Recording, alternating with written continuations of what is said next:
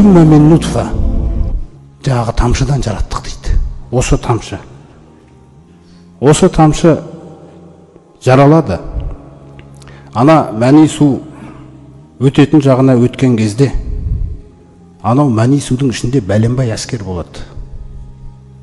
Соның қалағаны ғана өтеді аналық жасушаға, жаңағы жатырға қарай. Алла қаласа ғана өтеді. Содан екі су араласады. Пайғамбарымыз саллаллаху алейхи вассалам айтқанда, ер адамның суы ақ, әйел адамның суы сары дейді. Кейде адам ойлайды, тек қана бір су жеткілікті шығар деп. Бір су жеткілікті емес.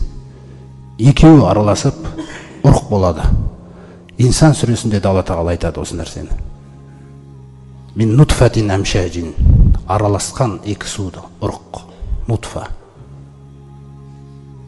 Инна нутфата тақағу фир рахими арбағуна лейла дейді Пайғамбарымыз саллаллаху алейхи вассалам. Бұл тамшы жатырға өткеннен кейін 40 түн сол жерде болады дейді. Нуқирруху фил архам. Алла тағала өзі айтып отыр, біз оны жаңағы анасының жатырында бекітіп қоямыз дейді. Ол жерден қауіп жоқ дейді оған ешқандай. Түсіндіңіз ба? Жаратылыс 40 күн өткеннен кейін бағасаллаху илайха малакан, періштені жібереді. Ол қандай періште дегенде, инна Аллах азза ва джалла ваккала бир рахими малакан. Пайғамбарымыз саллаллаху алейхи вассалам айтады, Аллах тағала жатырға жауапты, жатырдағы жаратылысқа жауапты бір періштені бекітіп қойған дейді. Сол періште келеді дейді сол жерге. Сөйтіп нутфа, жаңағы тамшы, мен нутфа. Нутфа деген жаңағы 40 күн өткеннен кейін осы ұрық. Алақа дейді Алла тағала. Ұйыған қан қыламыз дейді. Ұйыған қан, сүлік сияқты. Түсіндіңіз ба? Ұйыған қан пайда болады. Оған 40 күн өтеді. Осы ұйыған қанға 40 тәулік өткеннен кейін жаңағы мудға дейді Алла тағала Құранда. Сүммә мудғатан. Мудға деген бір кесек ет бүйтіп тістеген кезде тісіңіздің орындары қалып қояды ғой. Тістің орындарынан қалып қойған жері ана омыртқа жағы. Түсіндіңіз ба? Сол бір кесек ет болады дейді ол. Қараңыздаршы, бұл нәрседе жоқтан жаратып отыр Алла тағала. Соқтан осыны түсіндіріп отыр. Қиямет күнге қайта тірілуге күмәнда болсаңдар, онда мен сендерге ашып берейін дейді біраз нәрсені. Қалай дүниеге келгендеріңді. Мудға. Жаңағы мудғаның уақыты келген кезде, жаңағы періште Алла тағаладан бұйрық алып сол жерде фасауараха, бейнесін жасайды дейді сол жерде. Алла тағала айтып тұрады, ол бейнесін жасайды. Ва халақа самғаха, сол жерде есту мүшесін жаратады дейді. Қараңыз, машина заводтар жай нәрсе болып қалады оның қасында. Анау завод. Оны ана да білмейді, оны әке де білмейді. Екеуі бір жерде ойнап күліп жүр болды. Анау жаратылыс жасалып жатыр, Алланың құдіреті. Ана періште фахалақа самғаха, еститін мүшесін жасады. Ва басараха, көретін мүшесін жасады. Ва джилдаха, терісін. Қараңыз қандай нәрсені айтып отыр Пайғамбарымыз саллаллаху алейхи вассалам. Ва лахмаха, етін. Ва изомаха, сүйектерін. Міне осы жерге дейін жаратып келіп, бірақ біз әлі өліміз екен бұл жерде. Біз өліміз. Бұл тек қана жаратылыс болды. Енді Аллах тағала ары қарай осы кесек еттің бейнесіндегі болып отқан нәрсе ғой. Түсіндіңіз ба, жаңағы кішкентай кесек еттің бойында осы нәрсе болып отыр. Шашың қандай болады, көзің қандай болады, бойың, мұрның, түсің түгел ананың ішіне салынған. Өзгермейді болды. Ешкім өзгерте алмайды оны. Осы жерге дейін жаратады.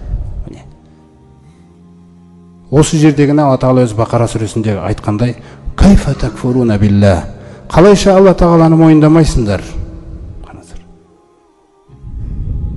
Кайфа такфуруна биллахи ва кунтум амуатан, өлі едіңдер ғой дейді. Жаңағы жан үрленген жоқ әлі. Осы уақытқа дейін кесек ет жаңағы, бірақ формасы жасалды. Түсіндіңіз, бейне жасалды. Өлі едіңдер ғой дейді. Сумма юхйюкум дегендей мәселе. Сосын тірілтті сендерді. Жаңағы періште Алла тағала бұйырып жан үрлетеді. Содан жан үрленген кезде жаңа Құранда айтқандай сумма анша'наху халқан ахар, қараңыздар. Сосын біз оны жаңа бір жаратылыс қып жасап шығардық дейді. Жан кірді ғой. Жаңағы ет қозғалып жатыр, көз. Қандай құдірет болып жатыр, қараңыздар. Біз осы нәрселердің бәрін ойланбай жүреміз да, ұл бола ма, қыз бола ма деп жүреді біреулер мысалы.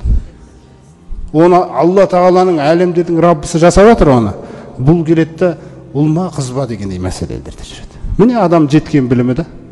Ана құдірет, Алланың құдіретімен жасалып жатқан нәрсеге неге таң қалмаймыз біз? Міне сосын жан үрленеді, қимылдайды. Бала қимылдап жатыр. Анасы ішімді теуіп жатыр дейді. Басқа білетін білім жоқ. Жеткен жеріміз осы. Сосын гинекологқа жағында неге дәрігерге барып тұрады, жазылып тұрады, болды.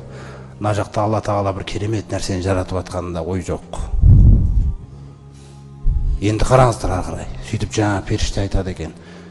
Я Робби, закаруна унса. Еркек па, әйел ма деп. Фаяқдиллаху ма яша. Алла Тағала сол жерде шешімін айтады да, еркек болса еркек қылады, әйел болса әйел қылады. Қандай керемет нәрсе де мысалы. Бірінші тағдыр кетті, көрдіңіз бе? Одан кейін айтады. Фама ризқуху.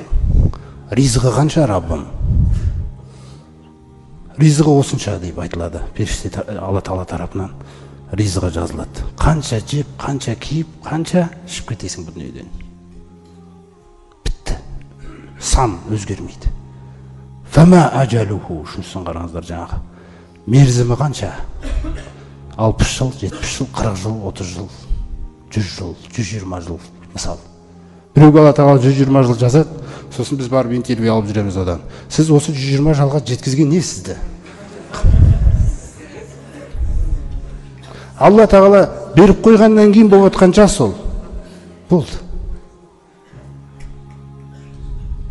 Алла қаласа одан да артық ғұмыр бере беретін еді, бірақ неге бермейді? Өйткені Ясин сүресінде айтады: "Уәмән нуаммирху нунаккисху фил халқ." Кімге ғұмыр бере берсек, біз оны кемітіп бара жатырмыз ғой дейді. Яғни қаусаған күйге апара жатырмыз ғой дейді. Ертең ол жан ары қарай жаңағы өмір созыла берсе, ол қаусаған. Сосын жерде жорғалап жүрген ата мен әже кімге керек болып қалады? Өйткені заңдылық өзгермейді. Нунаккисху фил халқ. Біз жаратылысын кеміте береміз дейді, ғұмыр берген сайын. Афәлә тағқилун дейді сосын ата бізге. Осыған ойланбайсыңдар ма, ақылдарын салмайсыңдар ма дейді. Сөйтіп жаңағы еркек пе, әйел ме? Ажалы, мерзімі, ризығы, сосын төртінші нәрсе, ең қиын нәрсе осы екен. Сағидун әмшақиюн. Бақытты ма, бақытсыз ба дейді екен. Бұл ақыреттің нәтижесі жазылып жатыр бізде. Дүниенікі емес. Бақытты ма, бақытсыз ба Раббым? Қараңыздар қандай қорқынышты нәрсе де. Біз білмейміз бізге не жазылғанында. Біз қуанатын нәрсе жоқ әлі. Сондықтан күлкімен жылауды айтып жатқан себебі сол. Ана күлкілерің босқа кетіп қалмасын. Мүмкін жылау керек шығарсыңдар. Аллаға ең жақын адам пайғамбарымыз салсам жылап жүрген болса, қараңыздар. Сол жерде жазылып кеткен екен. Бақытты немесе бақытсыз деп. Сумма яхруджул малаку бис-сахифати фи ядихи. Қараңыздар. Сосын ол періште бұл істі жаратылысты аяқталып бір кітаппен шығады дейді. Жатырдағы жұмыс аяқталды. Қолында тұрады ол дейді. Фала язиду алама умира ва ла янқус. Жаңағы жазылған нәрсеге еш нәрсе қосылмайды да, еш нәрсе кемітілмейді де. Тағдыр белгіленген, бітті. Енді сіз жоғалтатын нәрсе жоқ. Түгел ризығың жазып тастаған. Мерзімің жазылып қойған. Біз жоғалтатын нәрсе тек ақырет екен да. Біз соны жоғалтып алуымыз мүмкін екен да. Бұл дүниеде біздің бүкіл жағдайымыз реттеп қойған. Тек еңбек етсең, өзің көре бересің. Сізге не келе беретіндігі да. Көріз қойған. Дүниедегі бір нәрсеге, жақсы нәрсеге жеткізу үшін еңбек керек, ақыретке де қол жеткізу үшін еңбек керек. Осы екі еңбекті жаратып қойған Алла Тағала бізге. Осы екі нәрсе. Анау дұғадағы нәрсе сол. Раббана атина фид дуния хасана. Раббымыз осы дүниеде бізге жақсылық бер дегенде де ол еңбегіңмен келетін жақсылық. Ол көктен бере сал деген нәрсе деп түсінеміз кейде біз. Ва фил ахирати хасана. Ақыретте де жақсылық бер бізге. Сосын осы дұғаның соңында немен байланыстырасыз? Ақыретпен. Уақина азабаннар. Қараңыздар дұғаны қалай реттеп берген Алла. Және бізді от азабынан сақташы.